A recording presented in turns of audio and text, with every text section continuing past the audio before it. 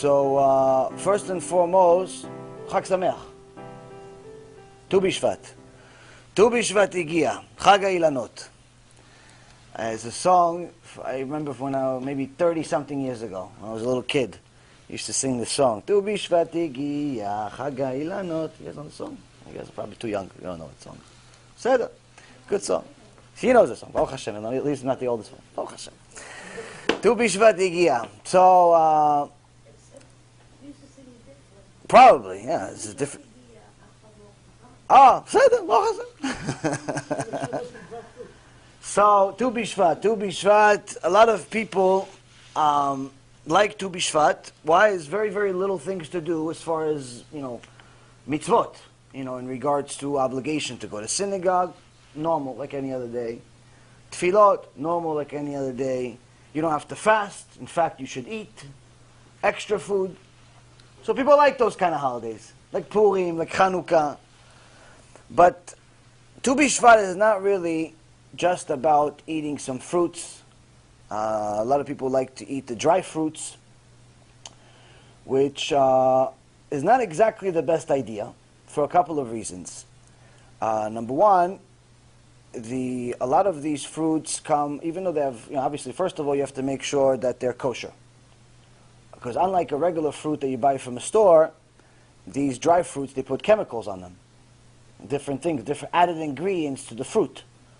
So the added ingredients have to be kosher. So you have to make sure that whatever you bought these dry fruits in is a kosher. And the reason why is because the goyim do not have the same obligation like Jews to make sure that certain things are clean, that they don't have worms and maggots and all types of other interesting bugs in the food. It's okay if you find a fly in a hamburger in McDonald's. They're just going to tell you, I'm sorry, we'll give you a new hamburger. You can't sue them for it. And they're not going to feel bad about it. They're not going to go home and say, Chatanu avinu pashanu. They're not doing tshuva. Accident happens. Okay, there's a little bug. Usually there's bug, you just don't see it. They cook it with the bug. What? You saw it this time? We're sorry, sir. We're sorry that you ate the fly. You saw the fly that you're about to eat. You should have taken the bite instead. You would have missed the whole thing. But it's not against their religion to have bugs in their food. And as a matter of fact, some people are machmirim. All they eat is bugs. You go to different parts of Asia, they have entire dinners full of huge bugs. Sometimes they're alive, sometimes they're dead. Depends. Am Yisrael is Am HaKadosh. Am Yisrael is a holy people. Kedoshim tiyu ki ani kadosh. Hashem says, be holy because I am holy. To be holy, you have to act different from the rest of the world. And we're not allowed to eat bugs. There is a certain type of bug-like that used to be eaten, which was the, it's not a grasshopper really, but it looks like a grasshopper. But today, only in the old Yemenite keilot, which I don't believe there's any really in America. There are keilot of Yemenites, obviously there are Yemenites in America, and Baruch Hashem we have a few in the Shiur.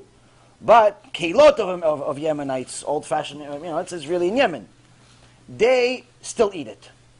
They still eat this specific grasshopper-like bug. Why are they allowed to do it? Because this bug is actually kosher. Kosher according to the Torah. So how come we're not allowed to eat it? Because we can't tell the difference from a regular grasshopper to the kosher grasshopper. We can't tell the difference, and it's not part of your tradition, therefore you're not allowed to eat it. They can. There you go to Yemen, they'll tell you which one is kosher, which one is not. But here in America, or in Israel, in different parts of the world, we don't have that tradition, you're not allowed to eat it. Otherwise, there's no bugs that's allowed for Am Yisrael. In fact, it says in the Torah, when you eat a bug, v'nitmetem bam, and you become impurified. It impurifies your soul. So the sages say, what does it mean, v'nitmetem bam? It says, if you notice in the parasha, the word nitmetem, there's a missing aleph. The word nitmetem is missing aleph. So you could also say, v'nitamtem. What's nitamtem? You become stupid. What's stupid? The guy built a building. How come he's stupid? You're not stupid. The guy can do math in his head. 5,000 divided by 3.675. In his head, 2 seconds. He's not stupid. No, not stupid like that. Stupid meaning spiritually stupid. You go to Shiur Torah 20 years, still didn't do tshuva. Some people go to Shiur Torah 20 years, still didn't do tshuva. Why? They're still eating bugs. Still eating bugs. Every time a person eats a bug, whether it's a worm or a maggot or a fly, it's all the same.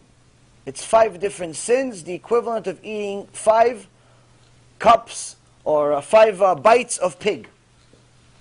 5 bites, you tell a regular Jew that still has some level of Yirat Shamayim, some level of connection to Hashem, you tell him you violate Shabbat, yeah, I don't keep Shabbat. You tell him you go out with non-Jews, yeah, sometimes. You tell him you eat pig, hey, what do you think I am, a goy? Relax, okay, I've said that. I go out with them, I go on Shabbat, I do all the other things, but pigs I don't eat. That's a typical Jew. I was one of them. I said, same thing. This, yes, but pig? Chas v'shalom, I don't eat pig. So Am Yisrael knows pig is asur. When you eat a bug, you're eating pig 5 times. 5 times. So it's not just 1, it's 5. So this means that you have to be very, very careful with the vegetables and the fruits that you eat, and you have to make sure that you clean them. You have to clean them. Especially if you're eating salads. There's a fool that calls himself a rabbi, and unfortunately has a famous name. Ovadia.